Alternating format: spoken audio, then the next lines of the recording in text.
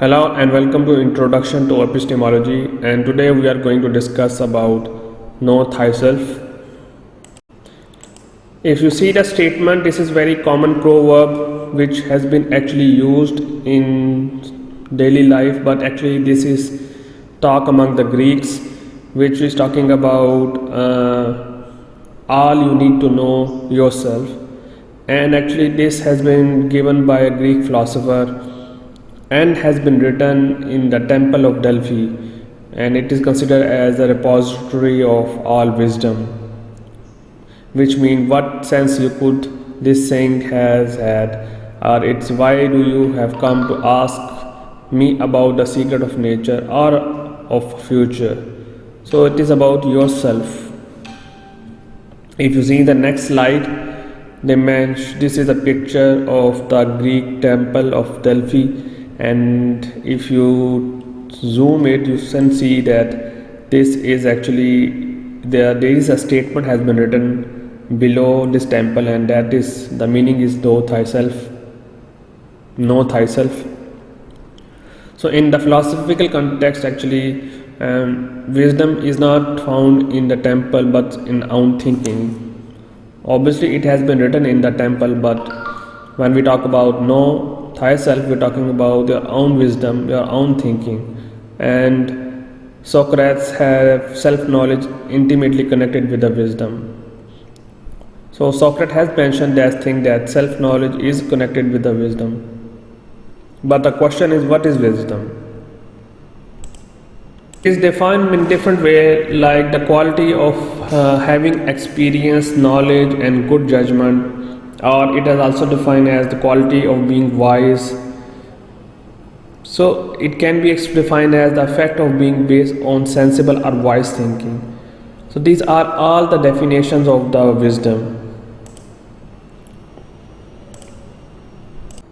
Socrates think that self-knowledge is not that you know something or you are familiar with some knowledge, but actually it is something that is you are not aware of. In the last paragraph, I am reading the statement: the self-knowledge of the philosopher does not consist in a new knowledge of a familiar kind, but in an interesting of the character and scope of the knowledge one already considered, oneself the possessor of, and consists of for Socrates in him knowing that he does not know. So in simple words, the self-knowledge is such kind of thing that person have inside in his mind, but he don't know that information. Obviously if he knows, that is we all know. For example, we know that okay, how to drive a car or how to talk with the people, how to work in our daily life, but there are some questions that people are not aware of, that who you are, why you come in this world, what is the purpose to come in this world. So everybody have their own answers. Some are connected with their religious affiliations, some are connected with the evidence of science. We already discussed in previous lecture about the two people like atheist and agonist. There are two type of people. So again it's people have their answers with their own context. But Socrates has mentioned that people, the thing that you don't know is actually a self-knowledge, and people are and different philosophers are trying to find the answers about different things. So in the next slide, it is also mentioned that self-knowledge is a knowledge about my relation to the things, which is very interesting things. Like for example, if I am talking to you in this class, nearby I have a table, I have a glass of bottle, I have one pad, I have one spray bottle. So I have different items in nearby, and there is some relationship. Like if I have a glass of bottle, I will use this to drink the water. So that is also the relationship with the objects. And what has happened, and sometimes people, especially philosophers, they go in isolation and talk about inner side of yourself. So in the next paragraph, the questions I have highlighted that who am I, and I am the one who knows or does not know. So these are the questions that people don't have the understanding. And I'm reading the statement like self-knowledge is about understanding that you don't actually know what you took yourself to be knowing, if this is what self-knowledge is also provide an answer to the questions like who am I am I am the one who know or does not know. I am the possible possessor of knowledge. My relationship to which I am the part are epistemological relationships or relations. So what is talking about that if they are questions that philosophers ask from themselves, that whether I am aware of the environment or the object. We discuss this thing in different contexts like internalism or externalism, the relationship of the person with the object or the perceiver with the object. So again we discussing these things in different topics. So in the Socrates also asking these questions about himself or about myself in isolation. So that's how we can explain. But in the next slide I mentioned there are three different questions usually philosopher ask. One is the epistemological questions, the second is the moral questions, and then the questions about self-knowledge. And when we talk about epistemological questions, we are talking about a question relationship between the empirical and conceptual knowledge, and about the nature of the for example what will happen if the world going to end, or the moral questions about the good or about the bad, or the question about the self-knowledge like the knowledge about the soul or knowledge about what will happen after you get die. So these are the questions that philosopher usually asks and they are trying to figure it out.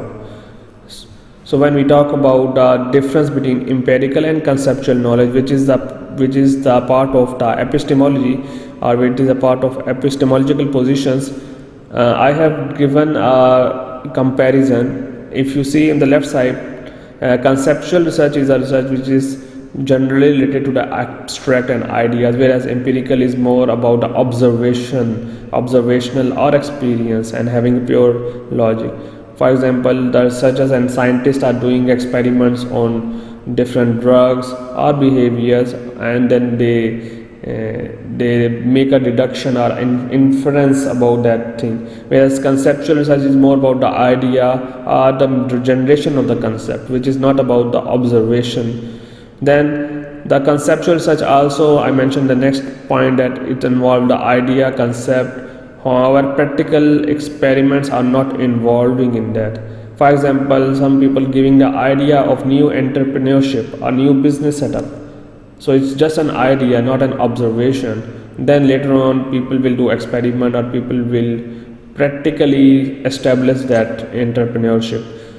In empirical it's about phenomena or the item or the thing that is observational or that can be observable. For example, if someone is observing the ants in their nest, or the birds they are flying in, or for example the change of the climate is also an observational phenomena, where the temperature of the world is increasing. Like recently I have read that the temperature have been rise 1.5 degrees. So again this is an observational or observable phenomena or measurable phenomena, or a temperature measurement, or the effect of drugs on human is also observable and measurable. When we talk about the last statement, which is that how can we differentiate between conceptual research and empirical research, the conceptual research is more philosophical research, and philosophical studies are involved in conceptual research, whereas empirical studies consist of quantitative studies and qualitative studies. Quantitative studies involving to like the collection of surveys from the population, like cross-sectional studies, or qualitative studies also like for interviews, cross interviews, or small group or large group interviews can be discussed in qualitative studies. So the next we are talking about the egoistic player and morality. We will discuss in the next point, but we need to understand why we are discussing egoistic player and morality, because again this is an important part of know thyself. For example, if someone is morally incorrect, for example if someone is someone, they are in that society, that there are different kind of people. Some society people, some people that they they are bad in their behavior, they are rude in their behavior. For example, maybe some of the bosses in the work environment, they are very strict and very harsh, and they treat their subordinates in a not a good way. Or sometimes the environment of any organization is so negative that is because of the tough environment, or is because of the people that are working there. So why the behavior is like that? Or sometimes in our society they are morally good people, like if someone have money, extra money, they donate the money to charity, or they give people food to them. So there are people that having good behavior, there are people that having bad behavior, and it depends upon morality, what people think, what people perceive. So the answer of the morality is lies in the term which is known as egoistic player. But to understand the egoistic player, we need to know the definition of egoism, which is mentioned in the glossary as well. If you read the PPTs, that it is a descriptive or normative position, and it is also explained in terms of psychological egoism, in which the person claim or person have her own welfare, or we can say that each person has but one ultimate aim, and that one ultimate aim is its own welfare, not for the welfare of the other people. For example, if someone is a cigarette smoker, he smoke, even he is aware that it is cause cancer, lung cancer, but still he smoke because of his own desires, which but he still aware of that negative consequence, but still people are smoking the cigarette. So this could be explained in terms of egoism. And when we talk about egoism, then we can explain egoistic player, because if someone smoke a cigarette, that means that it's getting the pleasure and getting the desire to get that. Or if we talk about behavior, someone is negative in his behavior, it means that he feel the pleasure in his behavior, which is obviously wrong in moral context. So we have to see the context of the pleasure that person is getting from either negative behavior or from positive behavior. That's why philosophers always ask the questions not in context of religion, because obviously in religion the context will be different, but actually the behavior, if good or bad or morally right or morally wrong, is depend upon egoistic player. And in our daily life, if I suggest to my student that we need to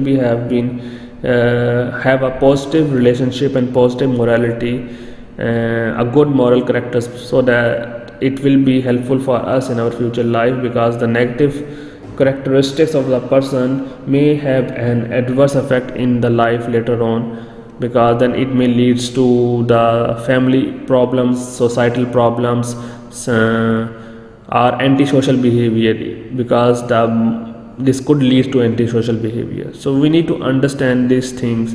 And in the next slide, when we talk about self-knowledge, we are also asking question between the relationship between dead and living body, and what is the soul actually, and what is present inside the body, and what makes a soul. So these are the questions that philosophers are asking, and the researchers and psychologists and having different answers with different context. Some people talk about soul as is a part of energy, that there is a soul is just like an energy inside, and when the person died, then energy will be gone, and then energy gone, and then person died.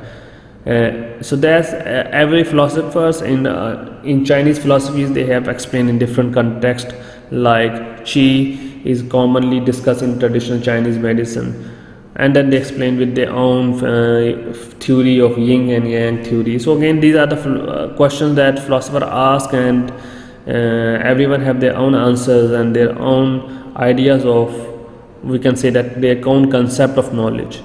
So this is about this topic. So thank you so much for today's lecture. Hope to see you again in next topic on what kind of self-knowledge. Thank you.